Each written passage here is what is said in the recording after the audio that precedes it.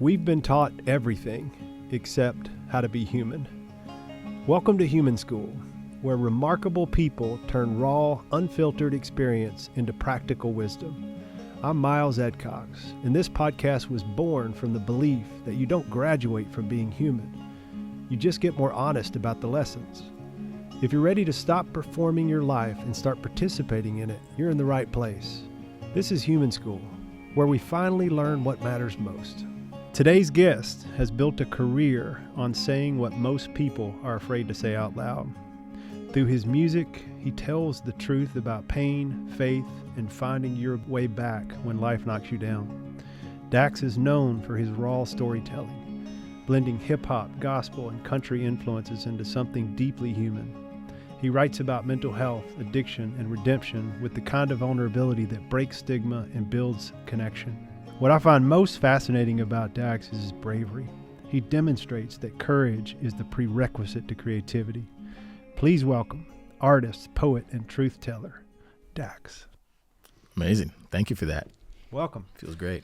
Yeah, I'm glad to connect with you. I've been watching you from afar for a little while and obviously respect your art. You got my attention. Anybody that's in the art community that's talking about mental health gets my attention because it's a passion of mine. I work in that profession. And so I also know how busy you are and have been. You got a lot of eyes on what you're doing and have had a good run with some good success. Well, first off, I said thank you for taking time to talk to me. And thank you for having me.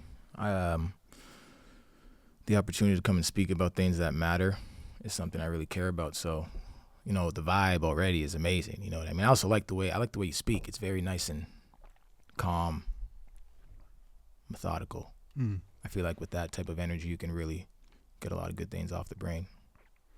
Well, thank you. And I'm probably like a lot of people that talk to you. I'm curious out of the gate about the spark. What makes your creativity come alive? When did you know? How did you know? I'm going to make stuff. I'm going to put it out in the world. And my hope is that it really impacts people in a unique way. I think I've worked with tons of creatives on the performance coaching side, on the mental health side, on everything. And I've gotten to see some of the greats that sometimes they're not even necessarily tied to their art. Their art just comes through them like a vessel. And for some reason, your art to me feels integrated. And I'm sure that's an ongoing process. But I'm curious the origin. When did you know that you had something to say? The origin, I guess I would have to start from my birth. I was born in St. John's, Newfoundland, 1994. My parents had gotten off the boat. They're both from Nigeria.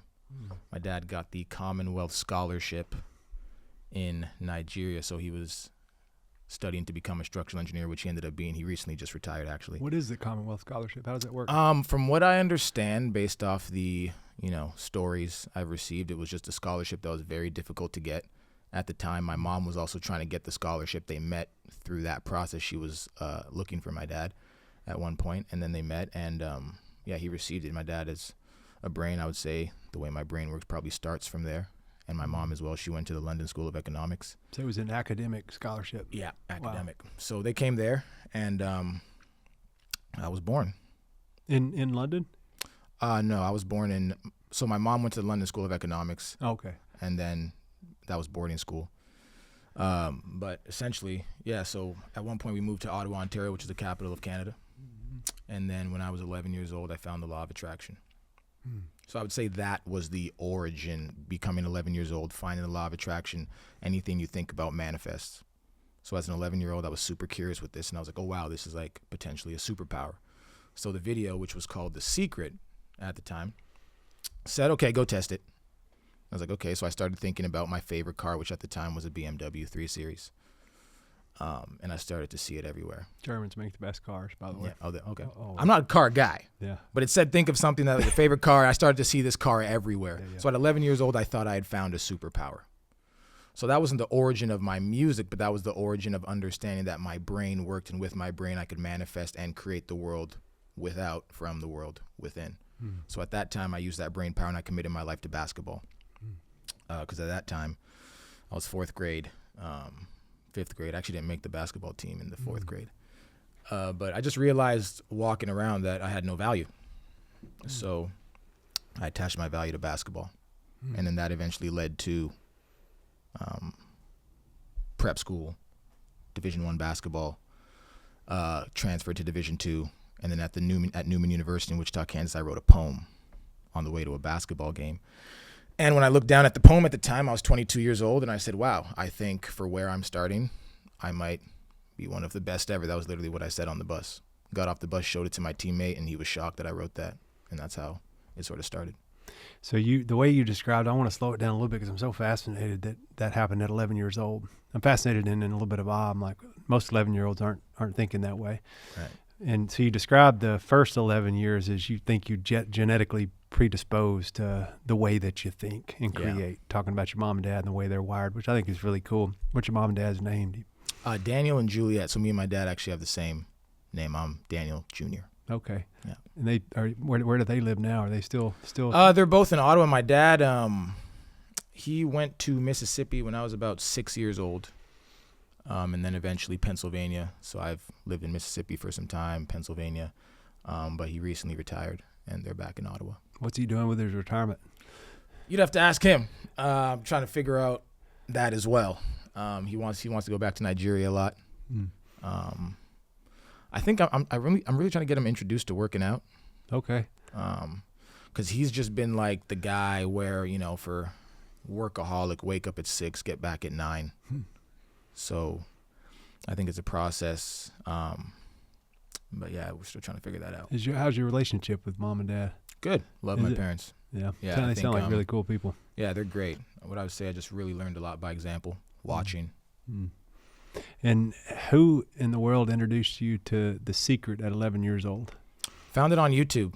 You found it yourself? Yeah, I found it myself. Good for you. Yeah. And you were able to grasp the law of attraction then. Yeah. That's cool. What did say more about it? I mean, you basically summed it up and said it before when you were walking me through that timeline, but I'm just so fascinated how an 11-year-old could take that concept and see it then so clearly. Right, And then part of your takeaway, I'm curious too, is when you said that you realized you didn't have a lot of value, or you said no value at that time. Tell me about the concept, if you could illuminate that a little bit more, and then what led you to that thought that you didn't have value at that age? Okay, so the concept, law of attraction, I'm not necessarily sure what led me to it, but I remember up until that age, I remember myself, I was just existing. I would wake up, I'd go to school. I remember being first, second grade. I remember cussing in first, second grade. I remember just doing a bunch of stuff that really had no rhyme or reason to it. I would ask myself why. And then once I started playing sports, I was sort of okay, I'm pretty athletic. I played all the sports, but there was this one sport I didn't play, basketball. So I think it came from me starting to research how to get better. And in the process of getting better, I was looking for things that had to do with the mind. So I think that's how The Secret came about. And at that time, I think my heavy influences were Kobe Bryant, Michael Jordan. And what I was most fascinated about those guys was the way they thought. So once The Secret hit, it was the first time I felt I was in control, and I was no longer just waking up and living in the world. I was okay, I can think about something and it can manifest in front of me. And I think at 11 years old, we're super malleable. It's we're kids and we learn whole languages. So once I tested the theory that The Secret told me to do, and it worked as an 11-year-old, a light bulb went off. What you think about repeatedly comes, positive or negative. So I just started really taking inventory of my thoughts every day at that age. And at this time I was getting older, I started doing my push-ups, all these different things. And then the thought of when I walked and found out I had no value was when I was walking into 7th grade at St. Peter's High School. I remember repeatedly walking in school every day and just being invisible. And that was something I really picked up. I was okay, because it was a new beginning. And St. Pete's had 2,000 kids. So I went from elementary playing all the sports. Okay, now I'm this new kid at St. Peter's High School, black kid. Is it mostly a white school? It was Ottawa, Orleans. It was probably at that area. I lived in downtown before that, and then we moved to Orleans, which at that time there was just not really much there. So I just literally remember walking down the hall every day and just being wow, I'm invisible.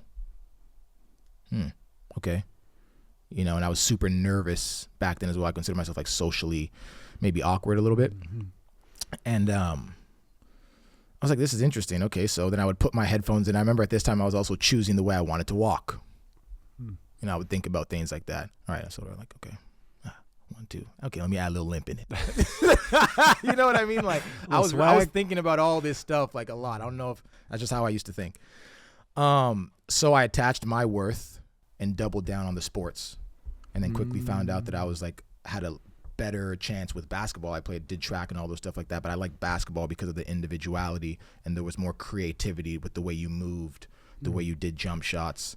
So I attached myself to that one, and that's when I started to go about eventually becoming one of the best players in Canada, so on and so forth. So it's fascinating to think at that age that you were thinking, you were doing critical thinking or layered thinking, that there was something underneath the thing, and you were curious about it. Yeah. I think that you're a little ahead of your time, which probably is why you've become a little bit of a savant in your craft, is because you were ahead of a time and thinking about concepts like manifestation.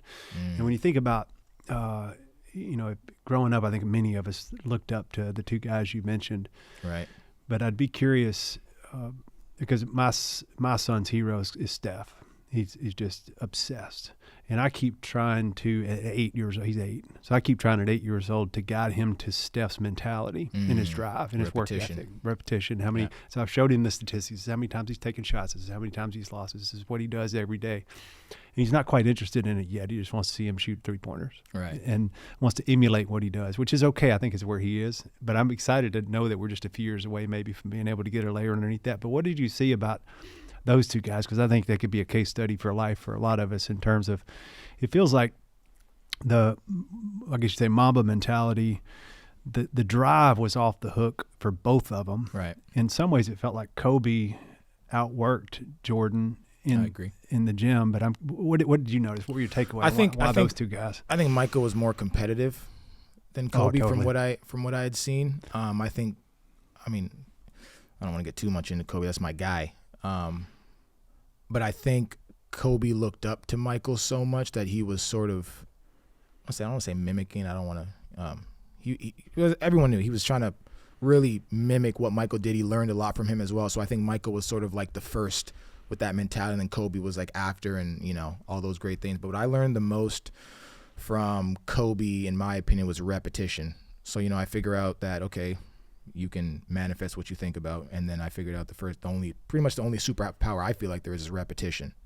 And I think Kobe really showed the repetition. We didn't get to see too much of like Michael's workouts. I feel like we know that he worked really hard, but Kobe was really, I think, insisted on letting people know that I'm in the gym, like the reps and all these different things. So I remember back then there was like these workouts. It was like the Mamba workouts, the 666, 6 hours this, 6 hours that, and I was trying to like mimic all these things.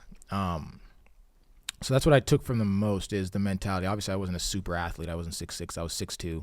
I was hoping I was going to get 6'4". I was pretty tall at like 11, 12. I was already like 5'8" maybe. So I was like, I might hit 6'4", and if I hit 6'4", it's over.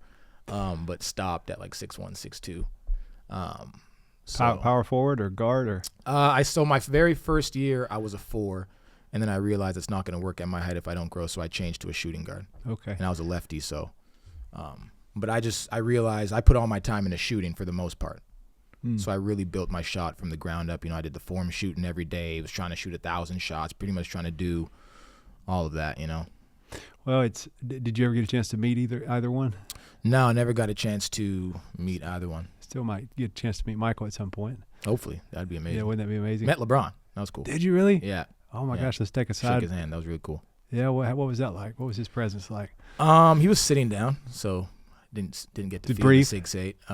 But it was great. It was in a bar or club or something like that. So it was very brief, but it was a great experience. We're taking a rabbit trail here, but I can't help it because everybody's talking about this all over the internet right now. Right. And you may just want to pass on it, but yeah, I'm a pass on it. LeBron or Jordan, what are you going to do?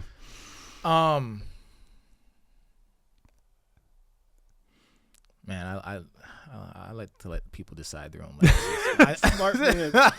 I'll put myself out there. I'm going Jordan, but it's because I'm old and that's who I spent the most time with. Yeah. But you can't argue with statistics. So Right. It's such a fun conversation. I don't know why my algorithm's been feeding me that a lot. I get it a lot too. One thing I've told me and my boy talk about it all the time. There's something with the timing of when Jordan was able to go through his run that with the lack of social media and these things, the aura of it is just different, in my opinion. And I think, people are born in different eras, and I think sometimes that adds to the legacy of it. Yeah, the game is so much different today, too. Yeah. Steph is one of the people that changed the game. LeBron did, too, in Right. an interesting way. I could nerd out on basketball because I'm just Same. getting back into it, Oh, wow. interestingly enough. How's your body feeling when you play? You okay? I'm old. But See, I don't even really play anymore. You don't? I'm right now I'm in the process of rebuilding my lower back. Injury. Because I at the University of Montana, I tore a muscle. So it's been bothering me the last 10 years. I'm finally getting on the other side of it. So before I even step back on the court, I'm just like, I want to be like completely back pain free. And Smart. have really rechanged and rewired my body. What's the school you played at a school right before transferring to D1, the Montana? Who was the first school? So first I went to prep school, Sunrise Christian Academy in Wichita, Kansas. Okay. And then from there I went to junior college, Casper College in Casper, Wyoming. Then I went to the University of Montana, where there was a coaching change. Tinkle went to Oregon State. And then after that 1 year at the University of Montana, I transferred to Newman University back in Wichita, Kansas, where I played prep school, to Newman University, where I played 2 years. Cool. Now, we were talking when you first sat down, we found a common right away, and somebody we know, we both know Jelly, and he and I, he's had me on board trying to help him with his fitness journey since the beginning, since I guess 2 marches ago, or maybe he's lost at least a human and a half by then. He's 250 down. And basketball's been a big driver for us. We both thought we were too old, and in his case, he thought he was had too much weight on him to ever play the game again. But we both loved the game. It was not my best sport. I was a better football, baseball player than basketball, but I played it through high school. But we decided to integrate it into the last 2 years of our lives, and so every tour stop we've played, which was kind of cool because most of the time we were playing arenas and you call ahead and get the NBA team that plays their practice court. So we got to play all these practice courts, which was just like a kid again. It's dope. It's so cool. But when I started getting into the game, I realized my game was completely different here in my late 40s, that my body's different and I had to play completely different. And so I finally, after all these years, I got into the strategy of basketball, way back to the fundamentals. And it is so much more of a mental game than I ever gave it credit for. Yeah. Sounds like you knew that at 11. Yeah, it really is. Basketball is one of those things where I just feel like, obviously, like, I worked and did all the drills, dribbled 2 balls, 3 balls, all that stuff. But at the end of the day, it was about your brain. And I always say there was guys who weren't as talented, but if your confidence level was out the roof, you would outperform the skill set you even had. I've seen guys like, Jim Malone, they'll hit 100 shots in a row, but there's just something that clicks in their brain when it's time to actually go make a shot in the real game, and that sometimes can be based off of the situation, what their role is on the team, the way the coach feels about them, who's at the game watching. There's so many different things. Like basketball is just this mental cage that you could be in. Well, you said you liked these 2 guys primarily for their mentality, and I think that's what sets them apart. A lot of people look at them as premier athletes who had a tremendous competitive drive, but it was a mental game. I mean, granted, the shots became repetition, and they were what they were. They had the athletic DNA, but it was the mental preparation that set them apart, which is kind of cool. It seems like you're kind of approaching your artistry in the same way. Oh, yeah, same way for sure. I think what basketball allowed me to do, it showed me what 10 years of pure, unhealthy commitment looked like. So when I started making music, I said, okay, well, if I can apply 40% of that, then I should be fine. If I can apply 80% over the course of 8 to 10 years, should be really good. And then same repetition, same type of mentality, like finding a way of how can I improve at the skill of music the same way I was trying to improve at the skill of basketball. So that's sort of what I applied. Study it like a craft. Yeah.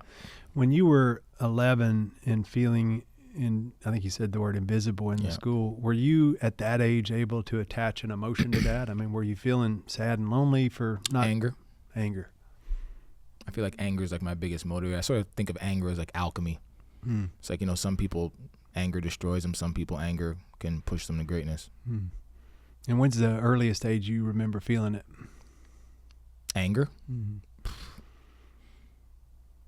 I guess I'd have to go to 11. I could probably say maybe in fourth grade, I tried out for the baseball team, but I was left-handed. I didn't have a left hand mitt. So I didn't make that team. That made me angry. Anger, a bunch of different times in my life I've been angry.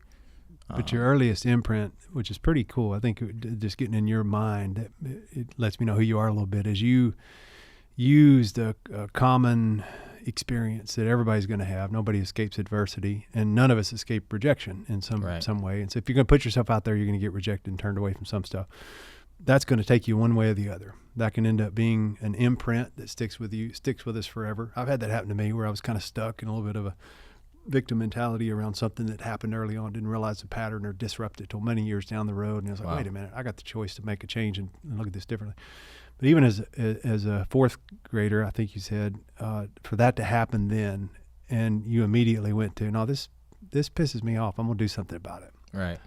And you still carry that, still feel like that's an asset for you now? Oh, for sure. I tell people I don't know if it's unhealthy or not, but like, I don't mind being angry. You know, and I don't know if that comes from just maybe seeing the Michael Jordan stories, like finding things to make myself angry, because I truly feel like that stress pushes me way beyond a comfort zone of just like, oh, everything's cool right now. It's like figuring out like, okay, how can I get myself motivated? How can I get myself going? And I just think there's so many things and you can't escape anger. So it's like, you might as well just figure out what you can do with it that's positive.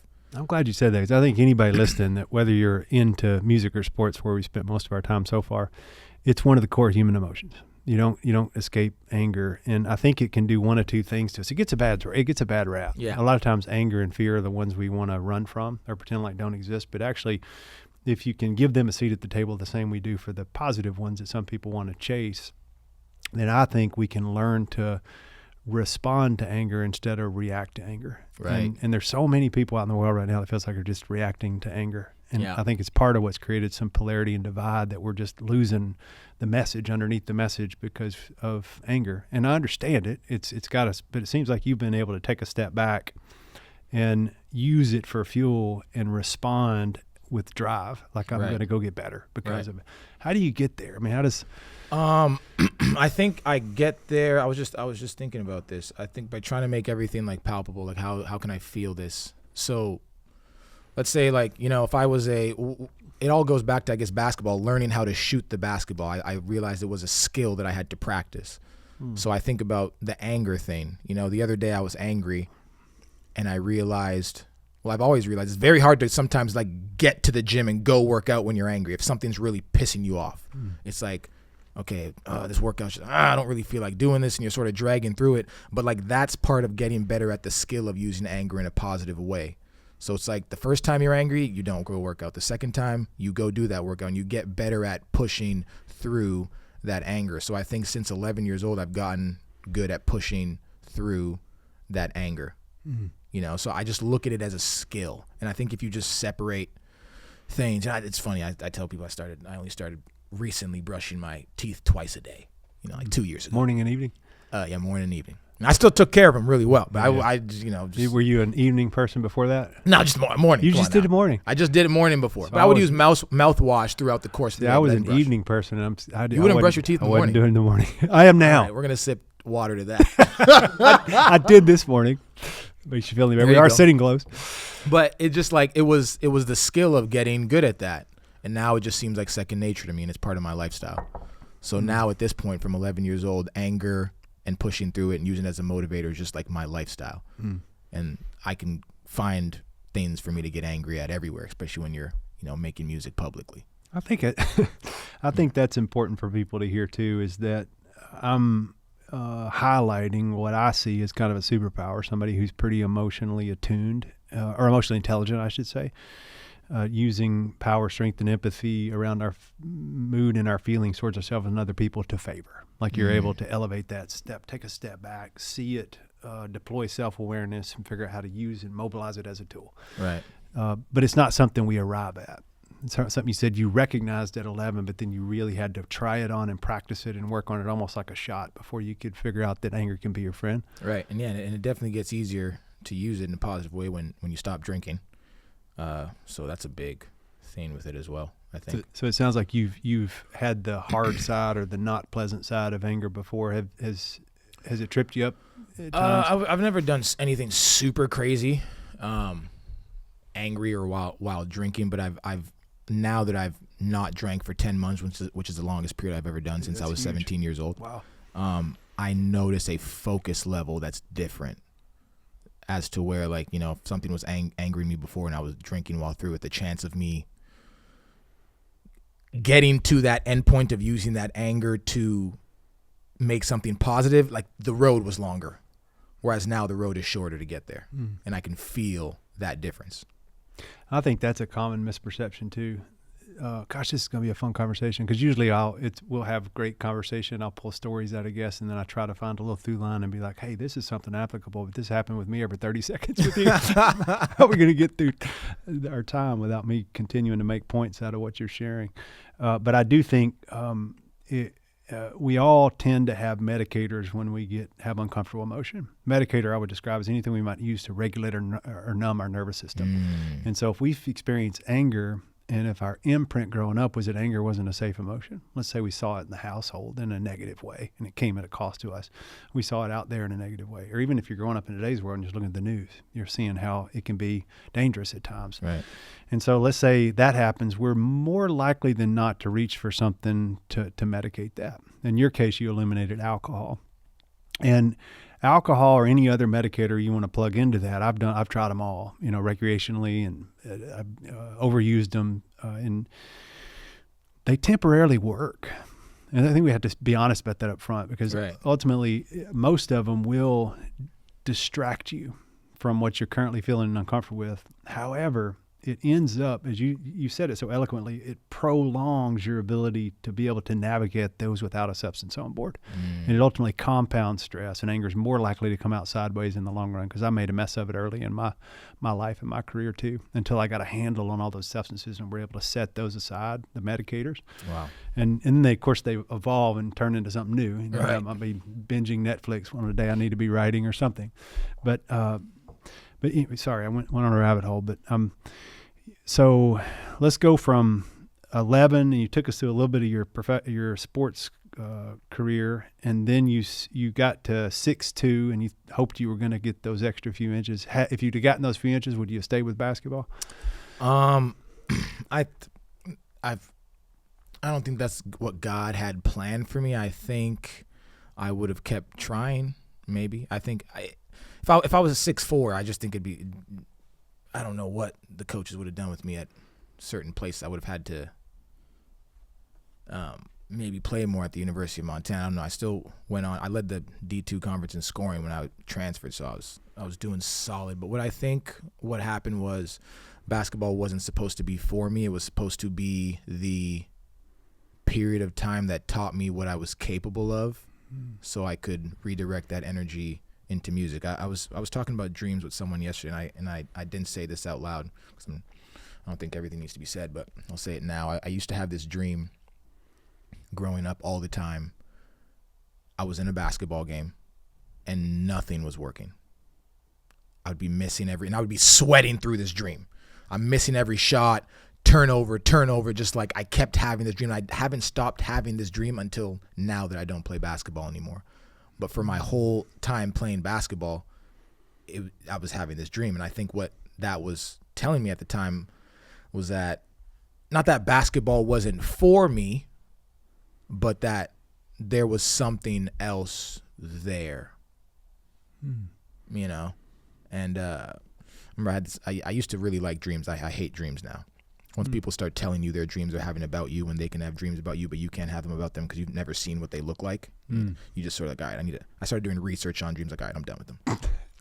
You mean like fans will tell you they've had dreams about you? Yeah, people will tell you their dreams. And then I started. But you don't call it fans, do you? You call I like supporters, family. Yeah. But in the beginning, people are telling these dreams, and I had to start doing research on it because I'm like, well, this is getting a little weird. Then I was like, okay, well, I remember telling one guy, I was like, well, listen, you know what I look like, but I don't know what you look like. So that dream you're having may be about what you subconsciously went through throughout your day. So I would look into that. And then once I figured out that, okay, these dreams, they're not me, because I don't even know what they look like. So if I can't dream about you, then, and you can only dream about me because you know what I look like.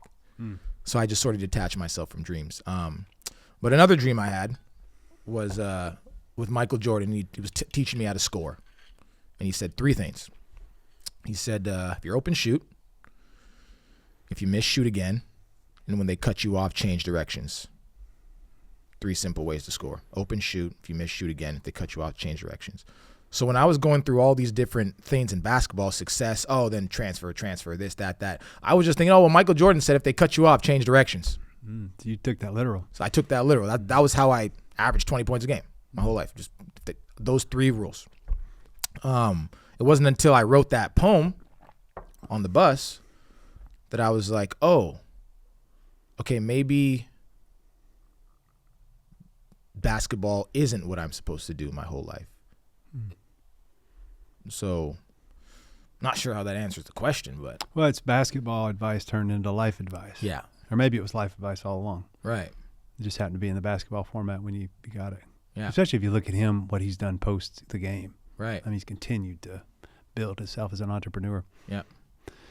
And then, so yeah, tell me about that first poem. So on the bus, by this time, I'm a junior, Newman University. I almost quit, came back. Everything's starting to go well again. Shout out to Coach Potter. He actually travels around America and speaks at schools about mental health. He was my coach at the time. I remember like listening to his speeches before games, and I'd just be like, yo, how does he put words together like that? Like what is this? You know what I mean? As He's been drawn like to the orator. Yeah, I remember asking him. I forget what his answer was. But he just puts words together really well. So I'm on the way to play the University of Arkansas Fort Smith on the bus, and something comes over my body, and I just wanted to write a rap song. So at the time, I tried to write a rap song. This is just literally what happened. I looked down at it when I was done, and I was like, this is terrible, because it didn't relate with my life. You know, lived in Ottawa, Canada, and just keep it frank, I wasn't doing crazy things growing up like that. So what I was looking at, it looked like potentially a rap song, but it couldn't be my life. It's somebody else's life. It was what I was hearing as an average music listener, listening to music as in the background of my basketball journey. And this would have been in mainstream rap era? Yeah, mainstream rap era. And I was like, okay, well, I can't say this. So then at the time, I thought I'd coined the word spoken word poetry. Quick Google search, didn't. It's not mine. I thought I did, though. So I wrote a spoken word poem, and I looked down, and I was like, wow, this is amazing. If this is where I'm starting, that's great. So then I got off the bus, read it to my teammate. He was shocked at it. And then that was like, when they say, like, with kids, it's like, okay, if the kid has, like, an early success with something, they're like, if a kid goes to a pottery class for the first time and he has, like, early success, like, some people will call that talent, but, like, it's actually just that early success, like, made him curious with it. So my early success with that poem, I was like, and I just dove deep into it. And I believed, maybe I did, maybe I didn't, but I believed that I had a natural talent. And then I just continued to dive into that. I think that's something else that is unique to you, but I see it in some other people too, but I think it'd be important for everybody to hear that a lot of times when we get this inclination, to do something or create something or try something, we might try it and then we look for external validation to tell us whether it was worthwhile or not, or good or not. And the first person that judged that was you. Right. You looked at it and you said, this is good. And then you showed your friend and he's validated and said, this is good. Those two alone were enough for you to be like, let's go. Right. Yeah. That was cool. The first time I felt free. Basketball was like chains, a cage, but that was the first time I was like, oh, okay, I think this is what I'm supposed to do with my life. So literally from that day, I committed my whole life to, at that time, just poetry. I didn't even want to make music. So yeah, that's what I did. And when you decided to pivot or change directions towards poetry, did you get into here's how you make a living doing poetry, or here's how they write books, they tour, they speak, they do spoken word, or had you even got that far yet? No, I hadn't got that far. I was just. I guess you were still young. I was a junior, and I still had another year left of basketball. So I sort of saw it as like, okay, I have a year and a half to really figure this out. I remember I think I didn't get an iPhone until my senior year, but the year before I had made an Instagram. So my freshman year 2 years before my freshman year at Casper College, they convinced me to make an Instagram. So I had an Instagram at the time. And I just started sort of looking at, other poetry. I found like button poetry, and I started to see the landscape of like successful poetical platforms. So at that time, I would just write motivational speeches. I would, I used to call them mental health walks. I would walk to the liquor store essentially before I would go out and party at Newman University. And then when I would get back, I would just write poetry. Why did you call them mental health walks? Because that's what I felt like they were. I was just walking to the liquor store in Wichita, Kansas. Sometimes after work, I was an overnight janitor at the time. I would call them mental health walks, and eventually became mental health bike rides, mental health car rides. Till this day, I call it my mental health drive. I take one not to the liquor store anymore, but I take a mental health drive every single day. And so at the time, the frame you were thinking about was, this is good for my mental health. Was the drive or the liquor store? The walk. The walk or the liquor store? The walk. But the destination was to the liquor store before I would go, let's say, party as a college basketball player. I got you. Yeah. And so the walk was a mental health walk, and you needed a mental health walk then because were you feeling something in your life at the time that was overwhelming, or? I think the dream of basketball had crumbled a little bit. I was the type of person where it's like from the age of 11 when I started, I wrote down what I did every single day. Every single like the drills, like, okay, I'm taking this many shots today. This So there's this insane level of commitment. And I remember I have this crazy story when I went to the University of Montana. I would say, you want to hear it? Please, yeah. I would say I call it the jump, but it leads to me having to sort of figure out what I want to do with my life, and essentially this dream of basketball cracking. So I spent 10 years, 11 years old, up until the age of 21, trying to get to Division I, because I was like, if I can just make Division I, then I will have a chance to make it to the NBA. I just need to get there first.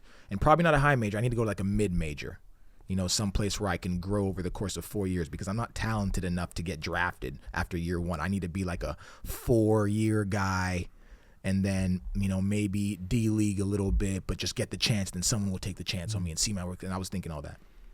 So I finally get to the University of Montana. It was the one scholarship I had after playing JUCO 1 year. But then there's a coaching change. Someone cuts me off again. Tinko goes to Oregon State. We have Coach DeKira come in. And I get to the University of Montana. And it's going great in the summer. Tinko was like, hey, I'm leaving, but the scholarship's still there if you want it. The coaching staff is completely different except for Coach Metzger-Jones. So the other guys, they didn't recruit you, they didn't know you, but you can still go. It's still there for you. So I go, because it's the only one I had. But that was when I hurt my back, right before the first practice of the season. Because I had been doing so much overtraining, like my body was starting to break down. I was playing great and everything, but I had done too much. So right before the first practice, I tear the muscle in my back. Oof. Never got playing time the whole year. But during this period of time, I remember I tore my back. The issue was that they didn't recruit me. They didn't know what type of person I was and how hard I worked.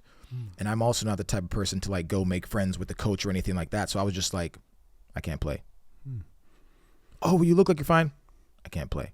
And I don't know if, some people overestimate how they feel. Some people underestimate. I was the type of person, probably because of the Kobe Bryant stuff. If we're sprinting, my face was trying to make it look like it didn't hurt. So you do that for a bunch of years. Whenever you in pain or things like that, you just don't make any facial expression. So I can't sleep. My back, it's black. But I'm just like straight-faced. Can't play. I'm not going to over-explain to you. I can. If I could, I would. So I don't play. Finally come back, still get no playing time. But what I would do at that time, I went back to my manifestation days, and I sat in my room every single day, and I said, at the biggest time of the year, they're going to call my name. I don't know when it's going to be, but at the biggest time of the year, they're going to need me. And I thought about this every single day. I went back to 11-year-old Daniel. I was like, I want this to happen. So finally, we're the number one team in the conference. The conference final was at the University of Montana. All the teams came in. This was to go to March Madness. I hadn't played the whole year. It was so bad that when I would go get my gear for games, they wouldn't know if I was a football player or a basketball player. Right? I'm like, at D1, I'm at my dream, but I can't touch the floor. Sucked, right? So we win the first game, conference tournament, to go to the NCAA March Madness. I'm like, oh, dope. I'm only a sophomore. So I'm like, well, at least I got 2 more years. We win the second game. We win the third. We're in the final game to go to March Madness. and we're playing against Eastern Washington. At that time, they had a player named name might have been Tyler Harvey. He was averaging like 30 points, NBA prospect. So this was the first game. I was like, you know what? I'm about to go to March Madness. I've been cheering the whole year, trying to be a good teammate. I was like, screw it. I'm actually just going to like sit here and act like how I want to act this game. I just really wasn't cheering. And I remember getting this weird feeling over my body. So right before the end of the first half, Coach DeCure calls my name to go in. Everyone in the stadium is sold out. Everyone's shocked because I hadn't played all year. He's like, go guard Tyler Harvey, the NBA prospect. Wow. Everyone's shocked, right? This isn't even the build-up point I'm getting to. Were you shocked? There was something over me that game that had a calmness. Like I wasn't cheering. I was just sitting there. I was calm. So I go in the game. No one had a scouting report on me because I didn't play all year. So the whole team, they're like, he's an athlete. So I guard Tyler Harvey, NBA prospect. He turns the ball over. Everyone's clapping. Good job, Daniel. Good job. I'm feeling good. Okay, I contributed to a team as a sophomore to go to the NCAA March Madness tournament, and I'll continue to grow over 2 years, and then maybe I'll still reach my goal of being an NBA potential prospect. Second half comes around. We're up by 18. Tyler Harvey starts going off. We go up from like 18. Now we're down by 4 with like 30-something seconds left. So I'm like, wow, my dream's like sort of slipping away. So mind you, rewind, that whole year I spent the time trying to manifest, thinking that when they need me, when in the biggest moment, they're going to call my name. So now with like 30-something seconds left, Coach DeCure is looking around. We're down by 4, and he calls my name. The whole crowd, I still get chills. The whole crowd is like, what's going on? The coaching staff, look, I go on the court. I tap Jordan, who was our senior best player. I tap him on the shoulder. He turns around. He's like, whoa. Because he was so shocked to see me on the court. I'm like, hey, coach told me I'm on. I'm guarding Tyler Harvey, the NBA prospect guy. You go here, I go there, boom, boom, boom. So mind you, at the time, I don't realize I'm in this moment I've been manifesting for the whole year. Hadn't connected just yet. Connected. I'm on the three-point line. They're inbounding the ball. We need a turnover. I jab one way. They throw it in. I get the turnover. I get the ball. I steal it. Wow. I pass it over here. We're down by 4, right? How much is on the clock again? It's like 30-something seconds. We're down by 4. I'm a three-point shooter. By this time, I was playing well in like practice and everything like that and doing all those great things. I'm open for 3 at this corner. Sorry, at the 45, like right here. Baseline's over there. I get the steal. Wow. Pass it over here to Jordan. He passes it back to me. I'm open for a shot. I don't shoot it. You know, it would have been a great story if I shot it and made it. I didn't shoot it. I pass it over here. He throws it back to Jordan. Riley does. We end up losing the game. So because of the trauma from that, you know, that was my moment. I missed it. I didn't take the shot. I ended up, the rest of my career, I averaged 20 points, and like 85% of it came from that one spot I didn't take the shot from because I was so traumatized. Like the whole summer I just spent at that spot visualizing that shot I didn't take. But I say that to say that was my jump moment. Okay, now from whenever I have a chance, I'm going to jump and take it. So when I wrote that first poem, fast forward 2 years later, I was like, I'm jumping and I'm going for it because I'm not going to let this be the shot I didn't take again. So that'll preach. Yeah, that's it. That's one of my stories. And then in your first poem, or when you were writing, did you start performing? Did you do live performances? No, not initially. Initially, I was just writing them for myself, keeping them in my phone, and writing these things called Dax Diaries, and then I started making these little Instagram videos. And then that's when you started getting a few more eyes on you. And were you able to memorize and recite your work, or did you always? Oh yeah, I had to. You still know the first one? I try it sometimes. It goes like, I don't know it word for word, but it's so easy to see what's different when we live in a world predicated on creating your own image. You see, being the same is lame, and what's insane is that all fads die because acting like someone else is eventually labeled plain. They lied. There's nothing wrong with being basic, and if what your heart draws you to is considered tasteless, my friend, please remain nameless. The real truth is, who we are, we must face it, because trying to be something else takes way too much energy, and there's no way our soul can sustain it. The task is shameless, and if the only reason to become famous, we'll lose ourselves and join those who became brainless. These rankings need a real revision, new criteria separating the real divisions, a world where a 1 is what you physically see and a 10 are the things you constantly envision. All this is a call to action, to stop. And that's all I can remember so far in there. Come on. So it's sort of like me telling myself that, look, it's okay to do poetry, brother. It's okay to take the jump. Yeah, it's okay. That's what I was like reciting to myself. So good. Yeah, thank you. Thank you. Is it anywhere? Did you turn that one into a song? I ended up making a video for it. Like I used to do these one-take videos. Video good, okay. But I don't know if it's still up. I think it is on my Facebook. Okay. Old Facebook, yeah. That's gold. That's got shelf life. That's really beautiful. Thank you. And I'm a fan of orators. I love great orators. I love spoken word. I love great lyricists. I love great storytellers. And so I could literally sit here and you recite that, and I'd be in tears and chills all the time. So thanks for sharing that part with us. And so you had these mental health walks to the liquor store, and then you had this moment where you realize change directions and jump. So I love all these little metaphors you're living by. And then pick it up from there. What happened from there? After you started with that first poem, you talked to your friend about it. It's like, let's try this. So what happened was I had to figure out how to get it to the people. You know, oh, that's when the Instagram account came in. Right. I had to figure out how to get it to the people. So it's like, okay, I have a product and it's leading people in the right direction. Hopefully I remember because the very first motivational speech I posted was something I took on break. And it was essentially saying that, like, stop letting people who do nothing for you take everything from you. And I remember posting that on my Facebook, and I just got a bunch of messages from like people I had grown up with and all these people. And I was like, okay, so what I'm doing has a positive impact on people. So that means it's my responsibility to get it to people. Right. What did it do for you? When you started, I guess in a sense, did that feel like you were getting seen? People were seeing you?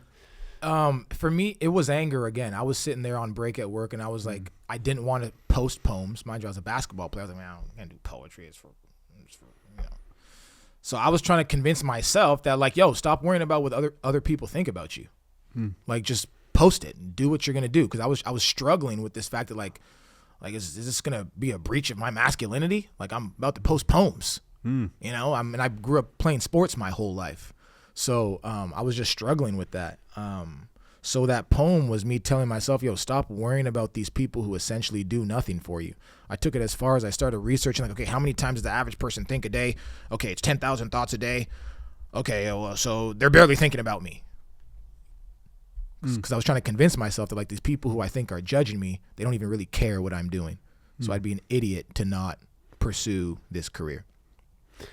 You've shared what I've picked up on is a little bit of a theme, and it may not be, correct me if I'm wrong, but from early in school in Ottawa where you were walking around and felt invisible, and yet there was a part of your artistry then, because I find true creatives fascinating because they have this unique way of using their life experience as a vessel to translate pain, stress, joy to the rest of the world. And in doing so, sometimes that comes at a little bit of a cost because you vicariously are consuming a lot of the world's pain and stress in order to be able to convert it into and blend it with your story and then give it life to hopefully encourage or help somebody else. But the theme I was talking about was in school, you said you felt a little invisible. And then you made that comment another time, and I want to say it was when you were about to go into the game after you'd been injured. And no, you'd been injured, and so you hadn't been visible, and then people couldn't tell if you were a football player or a basketball player. Ooh, yeah. So again, a little invisible. Yeah. And yet anger continued to spur you on. And at some point, I'm wondering when the mirror moment happened where you got to try on being seen. It's like, I'm not invisible anymore. People are seeing my stuff. And did that feel good initially, or was it more like... That's a really good question. I think initially it's interesting, but I also quickly, the reason, okay, let me think about this. It's cool initially, but if I have to go back to when I was 11 years old, as weird as it sounds, a lot of that being invisible was probably like being invisible to women. You know what I mean? Because it's like, I'm not really, you're seen by dudes who really care. You know what I mean? But as you get older, respect is a big thing as well. But I think being younger was like, I'm invisible. You know what I mean? So I think now I don't really think there's a benefit of being visible. I think it's nice to sort of have like an invisibility cloak. That's like something I wish I had. That'd be cool. Like you can just turn it on and turn it off. But I think definitely initially understanding that your value is increasing and that you're more visible to people who you've been invisible to your whole life is definitely interesting. And definitely a whole path, you know. You had also said in the beginning somewhere of our conversation that you didn't feel like you had value at that point. But then when I asked a little bit more about it, it felt like you were kind of describing purpose. And that once you anchored into purpose, it felt like your value started to closely follow behind. And do you care if I share a quick story with you? Oh, I would love to. I hadn't thought about this story in a long time, and I don't know why I'm choosing now to share it. I just think it's connecting a dot for me and my story based on what you've been sharing with your story. I've always been somebody who's been the guy that put wind behind other people's sails. And I felt like in some ways that's the way God positioned me to be. You know, it's the coach, the counselor, and I love that. I love getting to sit back and watch people do great things because of, you know, and I might have been a small part of that in some way behind the scenes and nobody would ever know. But I always thought my best space or place in life was to be behind the scenes. Don't ever come out behind the curtain. That's not your place. Until I started to speak a little bit and I realized that I liked it. I enjoyed the oratory process. I enjoyed speaking, motivational speaking, and that required me to be seen, to put myself out there a little bit more. And so I almost did it apologetically. It's like, I know this is not who I am, but I think I got something to say. So I was very unsure about myself in the early days. My North Star was Oprah. And I started watching her when I was younger, and I remember watching how she could make people feel in an interaction. And I never forgot it. But I, too, was challenged by nobody, and it's going to know I like Oprah because that would totally kill my man card. I was like, because I was an athlete, I was outdoorsman, you know, all those things, and I had this image I need to withhold, this small-town guy from Tennessee. And the last thing anybody needed. So I was a closet Oprah fan for years. Wow. But something I watched with her that I had not seen. I didn't experience it at my home. My home had a lot of really cool things at my home. My parents did a wonderful job in a lot of ways. One thing we didn't do was we weren't necessarily emotionally attuned, didn't have a lot of emotions or feelings. If anything, we were probably illiterate in that space when it came to emotions and feelings. So, but Oprah had this unique way, with or without words, to create a genuine connection. She could see people and hold space. I think for probably a lot of people, we saw that on TV for the first time by watching her presence. But I was watching it, and I was just drawn to it. And I'd not really told anybody about how much I loved her, but I just kept, the adoration continued to grow as her success continued to grow, and I kept watching her. Well, I was with some friends and clients, the Judds, or a country act. I know you're now dancing in the country lane a little bit. I don't know how much you know about the history of country music, but the Judds are a pretty famous duo, Winona and Naomi Judd. Oh, I've heard the names, yeah. Yeah. Naomi, unfortunately, tragically passed away a few years ago, but Winona, anyway, they were the second most booked guest on the Oprah show behind John Travolta. Oprah's obsessed with them. She just loved them, their family. Very whimsical. They're wonderful human beings. And she loved Travolta, was her favorite. She had a crush on him. She had him on there more than her. You can tell I knew a lot about the show, more than I should. But I was sitting out in Leapers Fork, south of Franklin, on the Judd's farm. And this was back when Oprah was in her 25th and final season. And we were sitting around a fire talking. And by this time, I had gotten on-site going. My wellness program, mental health, working in the mental health space, had come established there. And it was kind of on the way. But they were talking, and they said, hey, Oprah's going to come to the farm next week and film. And for the first time I found myself, I was like, uh-oh. I was really excited, but I couldn't show it. And it's kind of like what she said, you know, just don't show the Mamba mentality. Right. It's like, sit on my hands. Don't be excited. Don't be excited. Right. But I couldn't contain it anymore. And I finally, and Winona and I are good friends. And so she, when I said it, she was like, what? She wasn't going to let it slide. I was like, man, I love her. I'm a big Oprah fan. Oh, snap. And, well, I said, really? I didn't know that. We never talked about that. And I was like, are you kidding? I've watched every episode you guys have ever been on. And they were just so shocked about the story. And they said, well, hey, we're going up to Chicago to Harpo to film part of the episode there, and part of it's on the farm. You want to join? And I was like, yes. And they were like, well, you want to check your schedule? And say, no, I don't need to check my schedule. I'm going. And so anyway, I get to go to the Oprah show. It was a dream come true. They sing Love Can Build a Bridge, which was their one of their big famous songs. They sang Love Can Build a Bridge with the Chicago Kids choir. It was a beautiful moment. But at dress rehearsals, you go in the night before, and Oprah, she never wants to see a performance until it's live. Oh, wow. And so she didn't come to any rehearsals, or she didn't come to any rehearsals in her shows because she wanted the audience to see her response in real time. So she wasn't there the night before, but I got to go in the night before for dress rehearsals, and they were giving me a hard time because I was literally like, can I look in her office? You know, I was just totally fanboying out. And so the day comes, they have the show. It was a beautiful moment. And at the end, when we finished up, and she got from me to here because she came up and said hello to a woman that was her 100th birthday. And so that was as close as I got to meeting her that day. But when it was over, they were all backstage doing all their stuff. And me and a couple other family members were out front. And I thought, I got to looking at the time, and I thought, you know what, I could catch a Southwest Hopper flight home, easy flight. I'm going to get the earlier flight out. And I did. And when I took off, and when I was landing in Nashville, turned my phone back on, I checked my voice message, and it was Winona, and she said, hey, where are you? I'm back here with Oprah. She wants to meet you. I've been telling her all about your place. No way. So it was my jump moment. Dang. I didn't take the shot.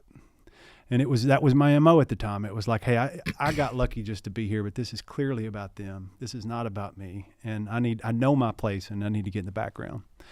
And I missed this beautiful moment to meet who I thought I was supposed to meet. Well, this story gets longer. It wasn't so long. I tripped off into it. I got to finish it now. I had this incredible friend that was this 4'0" Italian fireball that's 20-something years and sober. But she got sober as a teenager who didn't have parents and ended up on the streets doing prostitution in Los Angeles. Not sober as a teenager. Yep. And she got sober because an AA clubhouse took her in. So it was all men's clubhouse, took her in and helped her get sober and cleaned her life up. And her dream was to have a women's rehabilitation center, a women's treatment center, and help other women get sober. And she did that. It's a long story on how she did it. It's a really cool story, but it's too long to tell now. But she ended up being Orange County Businesswoman of the Year and all these great things, from the street to just beautiful impact. She's one of my closest friends in the space. And about a week after I had that experience, her name was Velvet. It just makes it even better. That's her real name. Yeah, it's a real name, Velvet Mangan.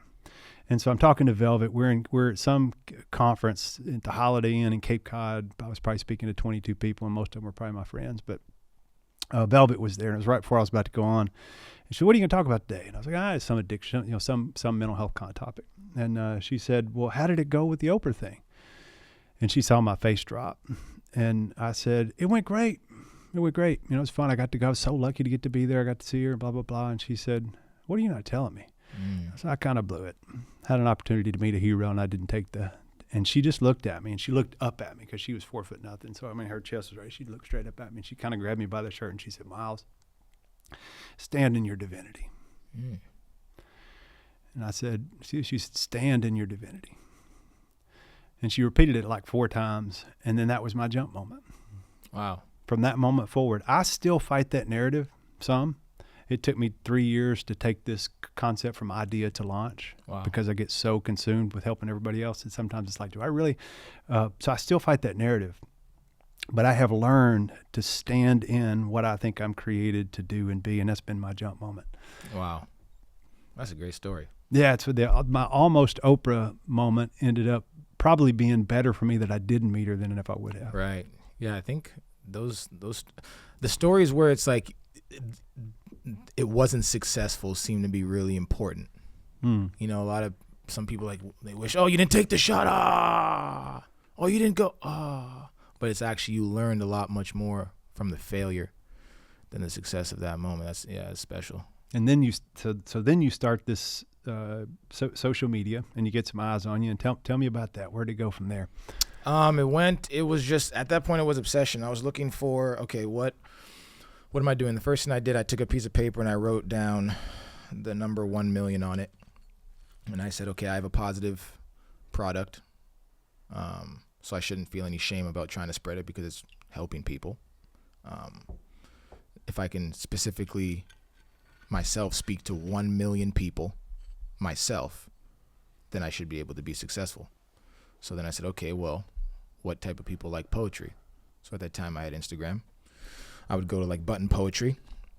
I would make these poems and motivational speeches in between work on break. So that's why I had to memorize them all, because I didn't have a lot of time. So I'd memorize like 4 or 5 at a time. And my goal at the time was to do one a year. So at one point I did like one whole year of one every day. And once I'd post one, I'd go to like Button Poetry and I would follow. I had it like on, because you would get banned if you followed a bunch of people, right? So I would post my poem. Okay.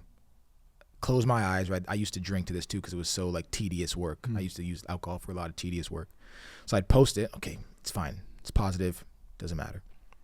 I'd go to Button Poetry. I'd follow like 10 people. I'd go to their page. I'd like 4 pictures.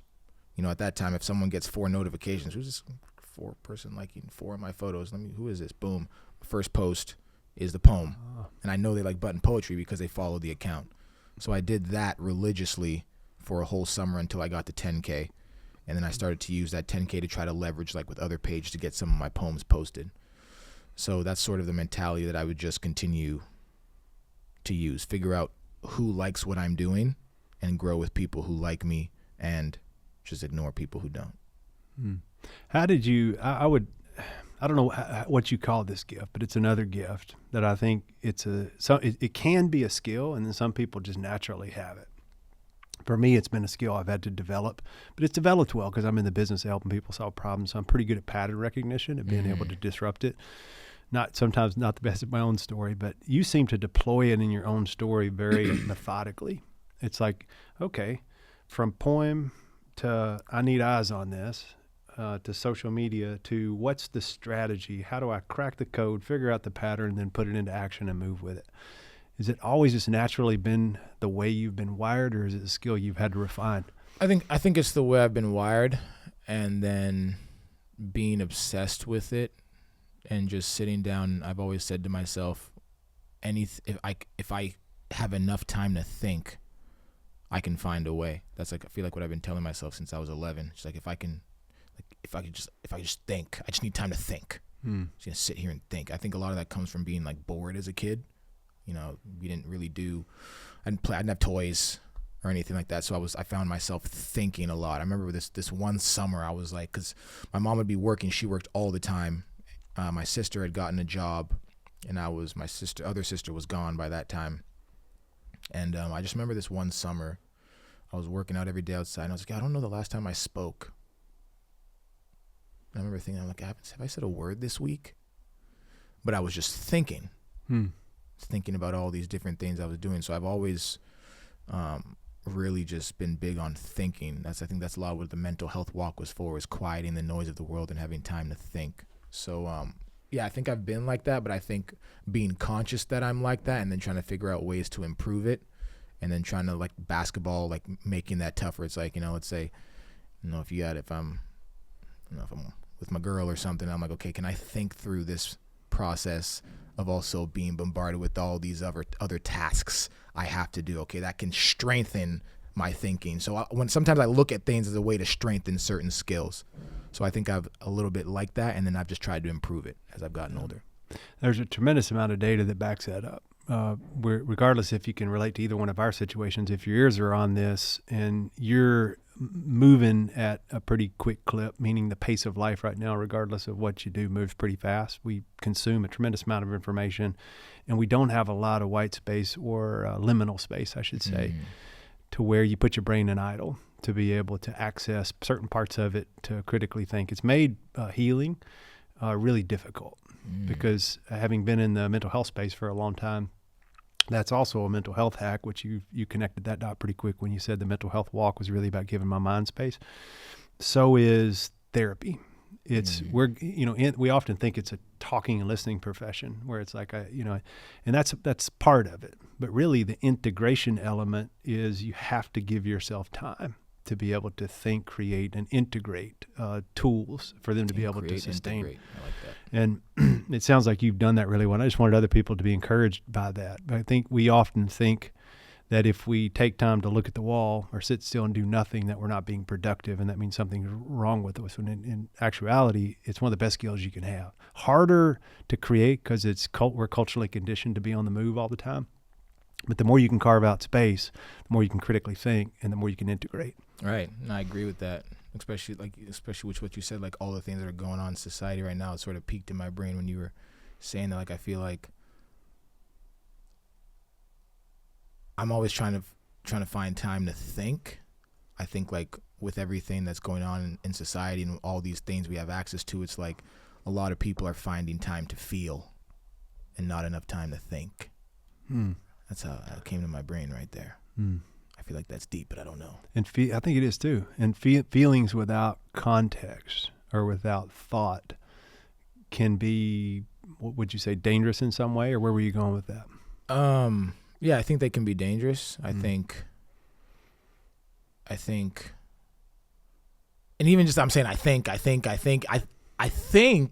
that we need to really find a way back to thinking.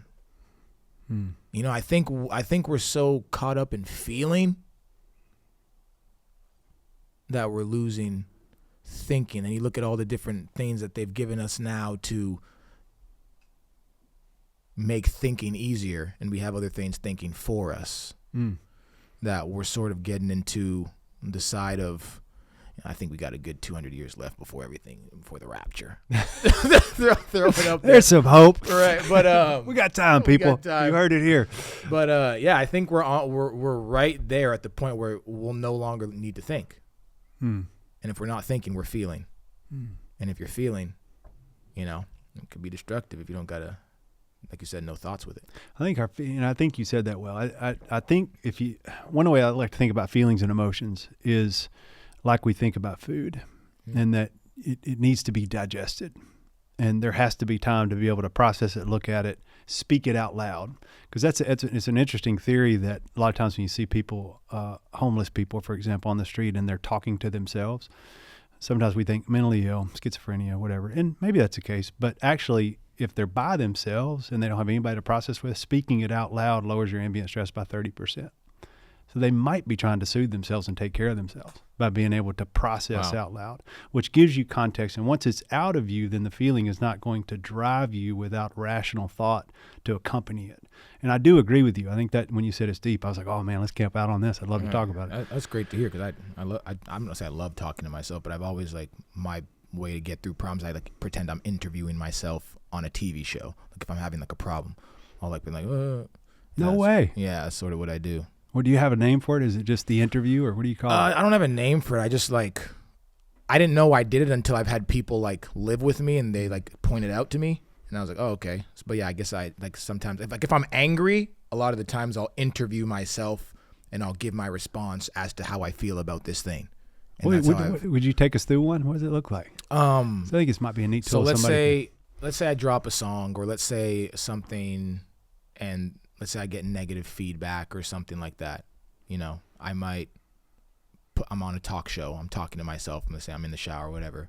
And I'm the host, which is also me, is asking myself, how do you feel about what these people are saying? And then I just start going off about it. Boom, boom, boom. And I walk myself through that process. So when you say go off, is you vent initially? Yeah, give yourself venting. Permission. Yeah, I'll send it to you. Actually, I can't remember the name of the study right now, or I'll tell you right now. It starts with an H. It's something. There was a study done that showed that talking to yourself can actually be a mental health benefit, because it allows you to digest the feeling and emotion and then be able to critically think about it and integrate it and use it in real time. Wow. I want to talk about the alcohol, because you've mentioned it several times. And I think I brought it up and put it in a medicator bucket, which I think right now you could say statistically, and in some ways you could say we're tracking it more now than we used to. But regardless, alcohol, other substances, substance use, anxiety, stress, depression, suicidal ideation is all at an all-time high. So statistically, there's more of it out in humanity right now than we've ever seen. And I want to talk about your process around that.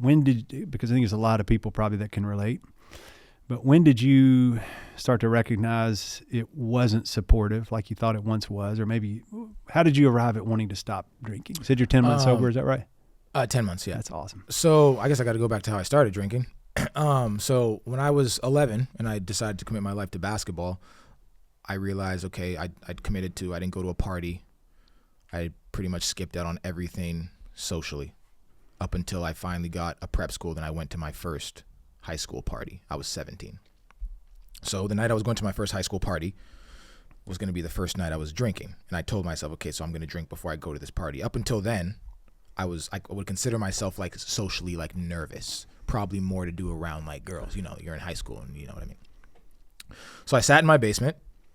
I was 17 before I was going to my first party. Okay, I feel good now. I've achieved something. At this time, I had won city championships. I won a national championship. I'm Daniel Nwasu, basketball player, blah, blah, blah, blah, blah.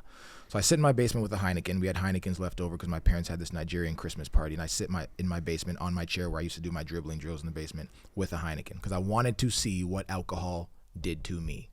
Because I had friends who would like drink, they'd fight. Drink, they'd do this. Drink, do that. So I was interested to see what its effect on me was. So I sit in my basement, I started drinking this Heineken, taking it to the head, and I remember the first thing I noticed was that I was blinking. So I'm like, okay, I'd never thought about blinking before. I'm blinking right now. Wow, that's interesting. I'm blinking. So I end up going to this party, and I was the most social I had ever been. I'm talking, I walked up to people I would have never walked up to, shooting my shot, all these different things. And I'm just like, wow, I legitimately at 17 years old thought alcohol was a superpower for me. That's what I thought. This takes away my nervousness. I just don't care what people really think. And I don't seem to be too violent on it or anything. I'm just sort of happier, and it's like this thing that's going on in the back of my head. So now that I feel like there was a 10-year process of me, like I say in Dear Alcohol, I've been chasing the man that I am when I start to drink. So here's Daniel. Obviously, I'm playing basketball, so alcohol can't be involved in that. And I'm trying to really be like a great player. So alcohol wasn't a consistent thing. Okay, maybe it's on the weekends. You know, at that time in high school, it was like every couple months. Once you get to college, it's more every weekend. But I was chasing this person. When I'm Daniel like this, but when I drink, I'm this person who's super confident, doesn't care, will walk up to any girl, go to parties. He's sort of cool. Man, if I could just be tipsy forever, if I could just be, because it only took me a couple, like maybe 2 or 3 shots to get to him. And I'm like, wow, if I could just stay there forever. You know, sometimes you drink a little bit more, you have your times where you go off of that. So played college basketball, wasn't really an issue because it's like every weekend or every couple weekends. But then I became a music artist, and now every day was Friday. And it became attached to pretty much every event when I would do a music video, I'd drink. It wasn't really attached to recording, but you know, when you do a show, I drink before I go on stage. So I drank for 100 shows that year, plus all the other events and all the different things. So that year, out of 365 days, maybe I drank 300 of them, you know, maybe more. So I started to feel like, okay, I don't know if this is sustainable, but hey, I'm a music artist, and I sort of need to do it because when I go on stage in front of these people, like, this is a nerve-wracking experience. And I haven't been singing and rapping my whole life. Like, I need this to have a crazy performance. So then the pandemic sort of hits as well, drinking through that. And it's also attached like this meticulous work I'm doing because I'm also running and doing all my social media, talking to thousands of people, liking comments, doing this, creating blah, blah, blah, plans to promote, boom, boom, boom. So then now like 3 years goes by, the pandemic is over. I wake up one day and ask myself, when was the last time that I didn't drink 2 days in a row? And I didn't have an answer to that question. Actually, the next day I ended up writing Dear Alcohol. Wow. And that, if you haven't heard that yet, it's a must. There's a lot, I think, in your catalog that people need to hear, but that one's special. What was your first time performing without it? Without alcohol? Tell me about that. A couple months ago. So I didn't perform pretty much this whole year, but it was in Kelowna, BC at the Canadian Country Music Awards. First I had a a writer's round thing where it's like you sit down and sort of like really strip down. Mm-hmm. And that was my first time. So what I did, I actually put glasses on because I was like, you know what, this is like the next, because I like to wean off things. Like when I was stopping drinking, I was okay, first I took down a list of, okay, what are all the situations I end up drinking, and let me just attack each one. So I was like, okay, let me, like, what's the next step for me? Okay, maybe like let me put some sunglasses on so I don't have to directly make eye contact. That'll be like, and it felt sort of like, oh, this is nice. Okay. I'm in my own world again, because that's what alcohol did for me on stage. I'm just in my own world. So Kelowna, I did a writer's round, did 4 songs, and then I performed at the stage after the award show in front of a bunch of people, and those were the first 2 times I performed with zero alcohol. Now, tell me about the experience. What was it like? It was great. The first one, I felt, what did I feel? I felt accomplished when it was over. I'd been asking myself the question, because I haven't ever really remembered performances. And I was like, is that the alcohol or is that the adrenaline? So I don't know if being seated had something to do with it, but I remember the performance. And I was told, like, my girl was like, oh, that's sort of like one of the best I've ever heard you sound. So I think that initial, like, oh, okay, positive reinforcement sort of excited me. So I felt really good. And it felt nice just walking off there being like, oh, I did that. And I felt powerful. And then the second one, there was a lot more people at the second performance. That one, it sort of felt like a newborn. I felt like a newborn baby a little bit. Mind you, I've had these transitions where it's like I have songs where it's like they're super hard rap and I'm going hard and I'm up there just sweating, going crazy, into where some of my songs now are slower. So I've told myself, I don't got to get up there and do backflips anymore. I can sing these words, and I think they're deep enough for me to not have to run around everywhere. So I think I was thinking about my movements a little bit more without the alcohol. But I took the glasses off for the second song, which was Dear Alcohol. But it felt good. And it actually made me think back to a bunch of times where I had alcohol in my system where I wish I didn't, because I wish I could have experienced those with nothing. So that's why I'm really excited for this tour to really feel that. Feel your craft. Yeah. Dance with it in a different way. Right. Yeah. Yeah. Yeah. A lot of the great artists that I admire, some I've met, some I haven't. I have worked with a lot of people that I was with them when that experience happened. So they laid substances down, whatever. A lot of people never perform without cannabis. A lot of people never perform without alcohol, never perform without blow. I've had it all. And then they described the first experience, so I wanted to hear it, of being present with their art. And it was almost like, for you guys to be good, you have to do a little bit of what we do as therapists. We have to go in and curate a container in a room. If we're working with a group or an individual, it's like you have to think about the environmental, what's happening right now, and how can I create a presence of psychological safety for the person in front of me. So ideally they can let their guard down and be present with me and enjoy this exchange. Wow, it's deep. And then you guys have to do the same thing. It's like you're not thinking about and people have different strategies on how to do it. Johnny Cash's strategy was play to one. He always found one person in the entire room, no matter how big the room was. And sometimes he would try to find somebody who was not that into it, that kind of got drugged to the show with a spouse or something. And he'd be like, I'm playing to that guy, and I want to be present with him. And it wasn't about winning him over. It was just about being completely present with one, as if it's a living room moment, and suddenly let that multiply out to everybody else. I got a chance to see one of my favorite artists of all times, one of my favorite humans of all times, is John Batiste.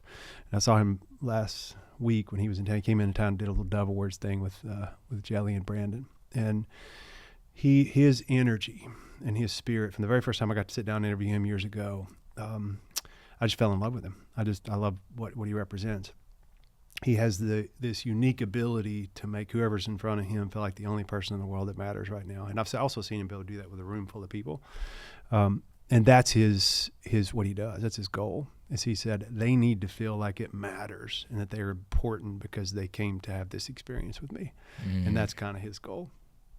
But I'm optimistic. I almost wished I would have seen you prior to. And now but I want to come, if it's okay, I'd love to get in touch with your team, but I'll grab a ticket or whatever. I'd love to come see you on tour, because I've worked in an environment for 20 years. I run a retreat center called Onsite, and people come in for like 4 days to a week at a time, and they remove all their medicators. So they leave alcohol, nicotine, technology, digital detox off the phone. That's a big one. And we get their full presence for like 5 days. meals without looking at this. Me and other practitioners will get up and feed them content. We'll speak. We'll start every day, and you get a fully present audience to this day. And I've been fortunate to speak in some big venues and some small venues. My favorite venue is that little 40, 50 person venue. And I've wondered why. And I think it's because people are fully present. And so you're getting ready to go give the world a gift of your presence, which I think is the currency the world is starving for right now, is more people that are really grounded in their presence, spiritually, emotionally. This is who I am. It's what I'm here to give you. And it's almost like you're inviting that presence into the space. Wow. Yeah, I've never really thought of it like that.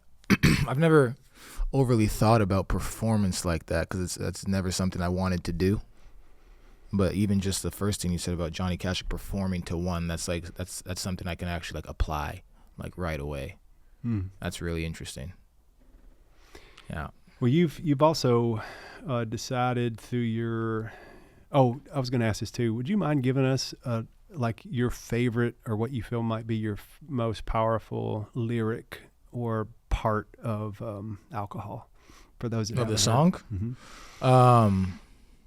Reason I got wasted because I didn't want to deal with myself tonight. I think that, like, when I first said that line, it opened up like years of just like, oh, this is the reason I drink.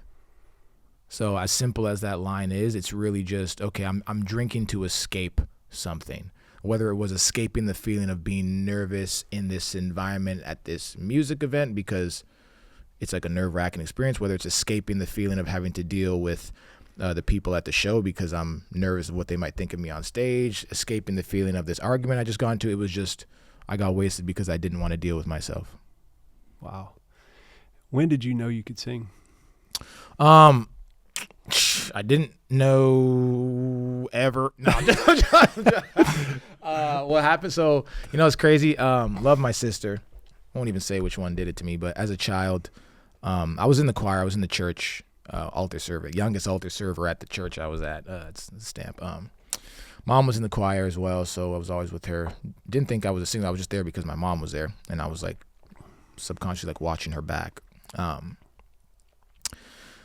I used to go, like when I would shower, I would sing to myself, and I'd be like, wow, I think this sounds good.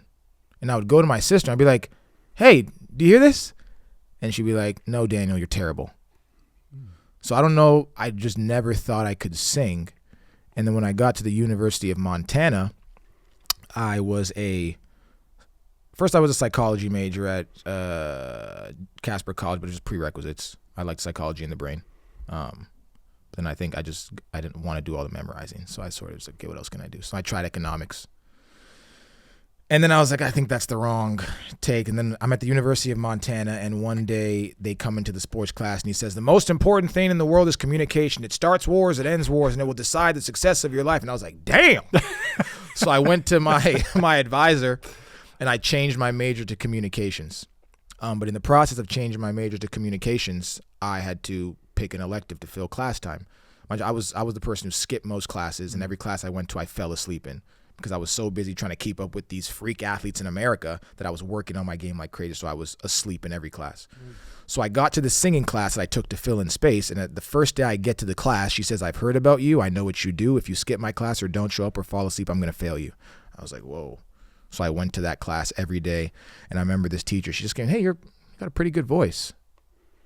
And I remember she was so excited for me to do, I had to do Somewhere Over the Rainbow for my class final, but I drank a lot the day before at a party, and I messed it up, and she was so disappointed. I went back to try and go visit her, but she was gone. I don't even know her name to this day. But yeah, that's when I first knew that I was all right at singing. That singing class. Do you think, because I grew up on country and I guess gospel music were the two genres. I grew up small town Tennessee, so it kind of fits the demo. And I didn't really get into other genre. I'm very multi-genre. My ears love all kinds of music. And I didn't really get into hip-hop until the world got into hip-hop, which was, late 90s, early 2000s, when it started to really get mainstream and get a lot of traction.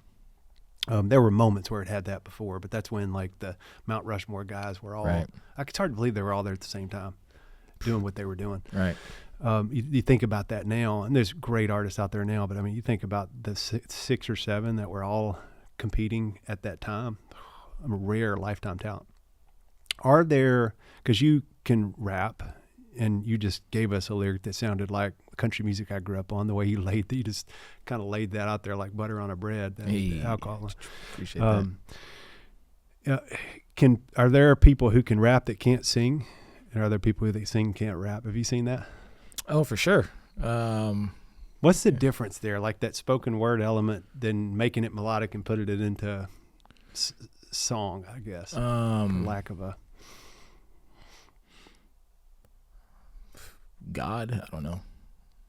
Yeah, I guess that question wasn't that great. I didn't make any sense, but I think I'm just so curious about it because I like people that can do a lot of interesting things, but sometimes I'm surprised sometimes when I've heard somebody rap and then I hear them singing, I'm like, whoa.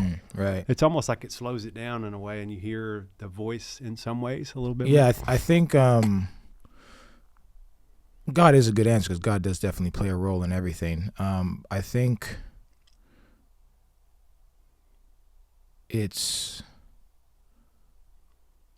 I guess genetic. The vocal cords are a muscle. Sure. So if the vocal cords are capable of rapping and singing as well, that's dope. So I think that's a big thing. I think some people's vocal cords just aren't built to sing, but also some people's vocal cords aren't built to rap.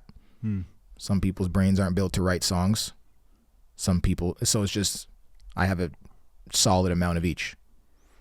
Well, thank you for answering that weird question. But you nailed it, by the way. Thank you. I was like, I watched you go into your critical thinking. You're like, I don't know if that's a question or what that was. But somehow you came out with a great logical answer. You talked about God a few times. You just mentioned it again. Is your faith, was it important to helping you navigate everything you've been able to succeed with your career so far? And how does it play a role in your life today? It's super important. My mom is like it's hard to explain what she's like. You have to like see it in real time, but she prays all day. Typical Nigerian mother, because not every Nigerian mother prays all day, but she's Nigerian and she prays all day. Like I've been going to church since I was a baby. Every day, I had to go to two churches sometimes, Pentecostal, then we go to Our Lady of Mount Carmel down the street, communion, altar server, boom, boom. When I was a child, she'd lay beside my bed, pray all night. Till this day, she was just with me. I have to force her to go to sleep because she's trying to pray. She will not get in bed. She will like sit on her knees by the bed and pray in the Bible and then pass out by the Bible. So she's that type of person. So I think me growing up, I said to myself, okay, if I can get good at basketball, then there's no reason my mom's probably better at these prayers because she does them all the time and she's always reading the Bible. So she has to have some type of better skill at that than me as someone who's not praying and not reading the Bible much and not as into it. So I became very in tuned with the things my mom was saying. And she was just always saying things to me. If I get on the phone with her right now, it's a long, if I let her go, it will be a 30-minute talk about God and different stories and what she has recently read and how it applies and da-da-da-da-da-da. So like everything that's been going on in my life, my mom has been saying it. From basketball, she told me, I remember at one point, she's like, listen, don't listen to this person. God showed me that you could meet a person at a bus stop that would change your life. And I met a man at a bus stop who helped me get the scholarship to go to play prep school in America. Come on. With music, she said, God showed me you doing this and boom. And I've just always been inclined to believe her because I'm like, well, she's better at this skill than anyone I've seen because she prays all the time. So I've sort of adapted that as well. I just believe there has to be a God. There is a God. And I've had conversations with him, not audibly, but just there's been situations and things that have happened in my life that there's absolutely no way it could have happened because the chances were too small. One just happened to me recently. So I was like, yeah, God has to be here. So I've just dove into. Is it one you're open to sharing? Or? Yeah, there's sure. So I was headed on a plane. There's three things. I probably won't say the third. but I'll give 2 of the 2. But, you know, I've always said it's like, okay, 3 strikes, you're out.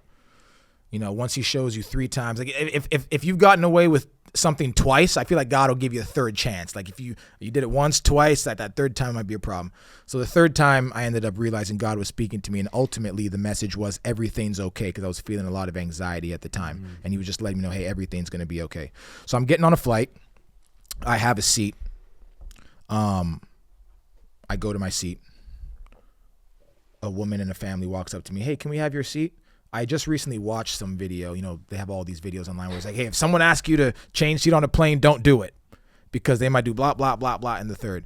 But I was like, you know, it's the family. I was like, yeah, sure, here, take my seat.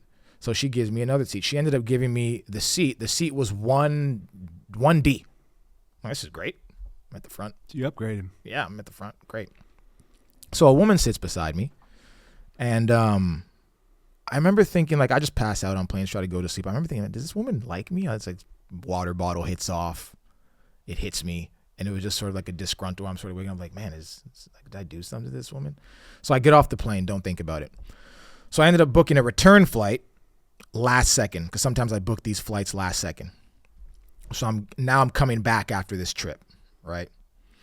I get to the airport, and I see someone walks by me. I'm like, I've seen this person before. I'm like, where have I seen this person before? But they're going the opposite way, so it just leaves my brain. So now, mind you, I booked this flight last second. On the first flight on the way there, I changed seats. This is now like a week apart.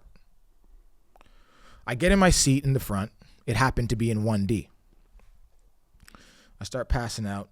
Someone pulls up beside me, and I'm like, hey, I recognize the bottom half of that leg. It's the woman. Whoa. She goes, oh my God, I can't believe I'm sitting beside you again. And we just start getting this conversation. She kept saying, oh, I think we need to go buy lottery tickets. And this is crazy. The chances are just insane, right? So this is God 1. He's letting me know the chances of this happening this is not supposed to happen. So she goes, like, oh yeah, I read these books. I leave them on a plane, this. So now the person I saw walk in the airport, right? Person walks by now that I'm sitting down, and I'm like, wait, I think that's Dak Shepard, the only other person that has my name. Wow. That I know. I'm like, whoa, that's 2. So at this point, I'm like, okay, God's talking to me, and I'm starting to feel like calm. Me and this woman are having conversations. She's like, I'm not sure what we're supposed to meet for. What do you do? I'm like, oh, I make music. She's like, oh, what kind? I'm like, I like to call it like impactful music, and we get to talking about all these different things. And then I lose the flight's over. I'm getting off. I'm like, she usually leaves her books on planes for other people to take. And I'm like, you know what? I'm going to take this book. This will be my way to remember you. So boom, that's 2 strikes. Now, as I'm walking through the airport, I see somebody I know. And that was the 3rd. Wow. And I was like, wow. Because I was forgetting about the 2 things that just happened. And that was the 3rd. That was God letting me know that just everything's going to be okay. So I took that as a way God uses to speak to me. And when I was 25, I had this conversation where God said, quiet the noise of the world so you can hear my voice. And if you can quiet the noise of the world, I'll keep giving you words to speak. And those words provide you comfort? Those words are the songs, which I ultimately provide me comfort, yeah. Wow. Well, so God's big for me. Super inspired. Your art was touching, what little I've gotten. And I'm kind of excited because there's so much I feel like I get to do a lot more digging. But, when you went from that 0 to 10,000 on, I guess Instagram was your first, clearly that has been effective because you got millions and millions of eyes on you across multiple formats. It's remarkable what you've built there alone. But I can see now, because usually a lot of times people know the art or the artist or the athlete or the entrepreneur or the pastor, but they don't know the human behind it. And that's one of the reasons I created this is I think there's so much more to people than what they do. Amen. And I want people to hear who they are because I think it makes people more compelling. I feel like in a weird way, you kind of backdoored this because I think maybe you've given the world a lot of who you are. And that's probably why it's making your art so compelling. And so I would say, clearly you're a great talent, but you're a special human. And I want to affirm and say from an insider who spent a couple years in the trenches of helping people navigate their mental health journeys, for somebody like you that decided you want to use your platform to advocate and speak your message to a lot of people. You'll get more eyes and ears on encouraging people in one season than I might, with my mental health practice in 10 years. And so I just want to say, as a practitioner, thank you for doing that. Thank you for giving us some of your voice, for lending us your heart. And you almost could have been a psychology major. It sounds like at one point you thought about it. I did think about it. I love the brain, man. The brain is so cool. The brain's super cool. But it's crazy. You never know, because what I always think about, like, one of the things I would really focus on when I was starting is like the power of one. And it's like I would always say to myself, it's like all I need is one person, because you never know. Like, maybe that one person shares it to somebody in Istanbul who has a group chat that has 300 people, and then that group chat just takes it to the moon. So it's like you never know how many people. That's a fair reframe and a good one. I'll accept that. Hell yeah. Thinking about that ripple. Yeah, that ripple effect is big, man. I think I try to lock into it every day, especially I try to tell people every day I wake up, I like my brain does it now, but I feel like I'm starting over every day. And I sort of attack the world with that mentality. Yeah. Well, where is this routing on this next tour? This coming up when? Starting this fall? Yeah, it starts on the 23rd. Where are you going? All over? Yeah, we go to Austin. It's all domestic? North American, yeah. Yep. Yeah, Dallas, Austin, Houston, Atlanta, Chicago, Memphis. Tickets on sale yet? Yeah, what's crazy? This might be my first tour I sell out before it starts. Come on. I think there's a couple tickets left in 6 more places. Wow. Yeah, so that'd be cool. That's incredible. That'd be cool. And where are you in album cycle? Have you got music coming out? I've never believed in albums. I drop them every now and then. But I'm just always creating music that aligns with where I'm at in life, and at any point I could just put an album together. But I think, like, I've always, because I sort of built it the independent way, I was like, I don't know if albums really make sense for me, because I write every song, and it's just like I can't just I feel like I'm throwing them away. Sure. Because I make a music video for every song, so there's always an album to be made. And one around the corner. Last one, From a Man's Perspective. I still got one more music video to drop from that, but probably in the next year or so. Videos, they've been such an important part of your journey. Right. You've done a tremendous amount of them. Yeah, I think I've filmed some of the most music videos ever for songs. It makes sense, being a visual storyteller. Yeah, I think it's important. Everyone learns and digest information differently, so it's like, man, I can't leave the people who like to watch out. I gotta show them. I gotta show them I got wasted because I didn't want to deal with myself tonight. I gotta show them, dear God, there's a lot of questions I have about the past, and I gotta show them these lyrics. There's we do a modality of I'd call it therapeutic services, but I guess I would call it that. But really, you can do it through oratory opportunities too, which is experiential, meaning can you take words and turn them into pictures and then make them kinesthetic and put them into action when you're helping somebody wade through their story. That's the only way I've learned to grow, change, and heal, is being able to engage with the visual side of it. So neuroscience, if I were to say something to you, it activates a third of your brain. If I show it to you in a picture, it activates 2/3. And if we make it kinesthetic and put it into motion, it activates all of it. So it may be speaking to why you want to show the whole visual experience. The whole visual. Wow, it's deep. It's pretty cool. Well, thank you, man. You've been super generous with your time. And I'm a fan, but also I feel like a newer fan because I don't know the full side of everything yet. But just after spending some time with you, I really appreciate it. I mean, we probably could have got into the psychology lane and neuroscience lane and spent another full hour. Right, Sounds right. like nerding out about that stuff. But I really appreciated getting to know you a little bit. This has been an easy and fun, meaningful conversation. And I hope for a lot of people out there listening, it's been impactful, because I love that that's the genre of music that you have claimed is, my music is impactful. And Yes, sir. And it sounds like your story is too. Is there anything else you'd want to share? And if not, would you be open to leaving us, this audience? Because they'll be probably, I don't know what our demographic will be. If I'm known anywhere, it's in the mental health circles, and a lot of people follow me for some of that. So I know you've got a lot to say there, but anything you'd like to leave our audience with, a hopeful message that you could close us with? Hopeful. Thank you for specifying. Hopeful. What's a hopeful message? A hopeful message.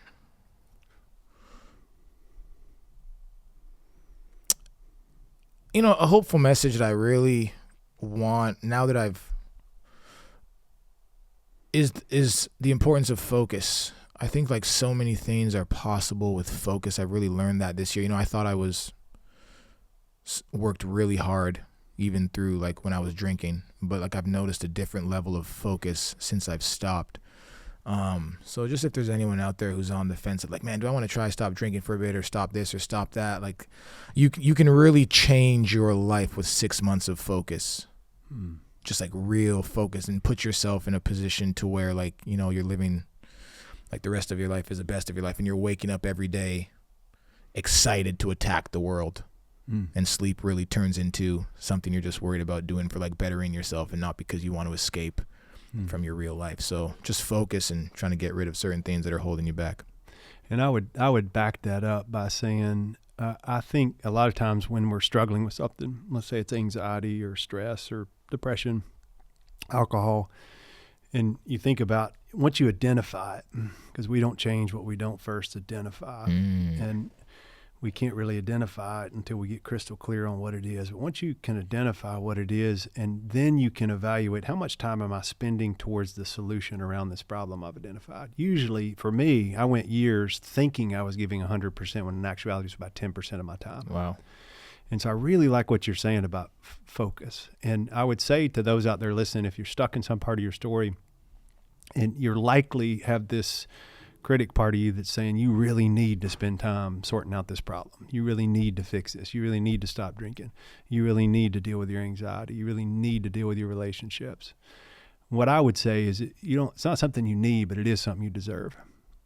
And if you're out there listening today and you're feeling stuck and you really need to focus, you deserve that. You deserve to give yourself the gift of what is ultimately going to be presence and freedom. And that's the biggest question I get asked of the thousands of people I've seen, no matter how successful or what they've accomplished, is how do I usher more meaning and value into the human experience? And I think you seem to do that really well. Thanks for sharing your experience with us today. Thank you, man. It's awesome.